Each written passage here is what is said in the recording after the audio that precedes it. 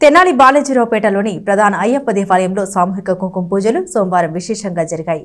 11వ తేదీ వరకు ప్రతిరోజు ఉదయం 10 గంటల నుండి సామూహిక కుంకుమ పూజలు జరుగుతాయని కార్యనిర్వాహకులు దుర్బా హరిబాబు స్వామి తెలిపారు.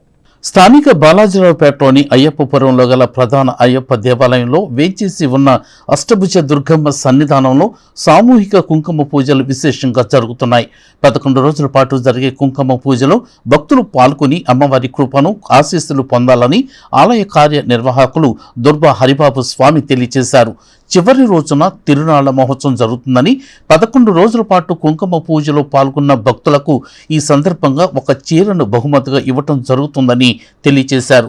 11, 12 తేదీల్లో 2 రోజుల పాటు పసుపు గౌరి అమ్మవారు గడప గడపకి ఊరేగింపుగా వస్తారని, అమ్మవారు వచ్చినప్పుడు హారతలు ఇచ్చి ఆశీస్సులు తీసుకోవాలని ఆయన కోరారు.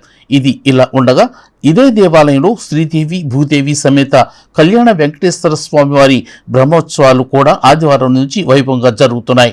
సోమవారం చిన్న శేష వాహనంపై స్వామివార్లను ఉంచి గ్రామోత్సవం నిర్వహించారు. ఈ నెల 10వ తేదీ వరకు బ్రహ్మోత్సవాల కార్యక్రమాలని వైభవపేతంగా నిర్వహించడం జరుగుతుందని, భక్తులు అధిక సంఖ్యలో పాల్గొనాలని, స్వామివారి ఆశీస్సులు తీసుకోవాలని హరిబాబు స్వామి విజ్ఞప్తి చేశారు.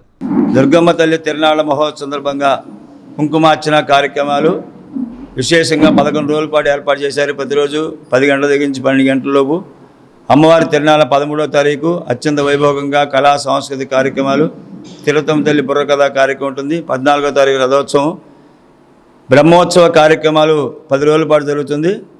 13, 14 తారీఖు వరకు జరిగే ఈ కార్యక్రమాల్లో వేలాది మందిగా భక్తులు పాల్గొని అమ్మవారి యొక్క శ్రీవారి యొక్క అనుగ్రహానికి పాత్రలు కావాల్సిన మరీ కోరుతున్నాం. జై బోలో దుర్గా భవానీ మాతకు జై.